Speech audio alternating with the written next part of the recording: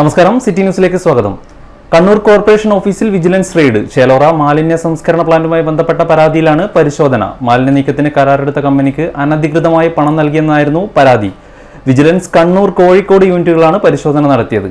Chelora trenching ഗ്രൗണ്ടിലെ legacy വേസ്റ്റുമായി ബന്ധപ്പെട്ട AG report പുറത്തുവന്നതിന് പിന്നാലെയുള്ള ആരോപണ പ്രത്യാരോപണങ്ങൾ നിലനിൽക്കെയാണ് vigilance പരിശോധന നടക്കുന്നത്.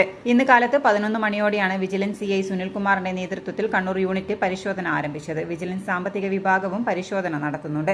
എഞ്ചിനീയറിംഗ്, റവന്യൂ, ആരോഗ്യ വിഭാഗം എന്നിവിടങ്ങളിൽ നിന്നുള്ള ഫയലുകൾ പരിശോധനയ്ക്കായി വിളിപ്പിച്ചിട്ടുണ്ട്. ബയോ മൈനിംഗ് സംബന്ധമായ രേഖകളും പരിശോധിക്കുന്നുണ്ട്.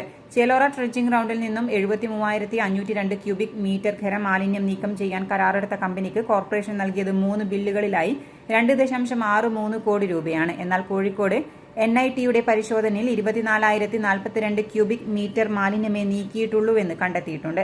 ഇതിന് കോർപ്പറേഷൻ നേരത്തെ നിശ്ചയിച്ച നിരക്കിൽ നൽകേണ്ടത് 86.07 ലക്ഷം രൂപ മാത്രമാണ്.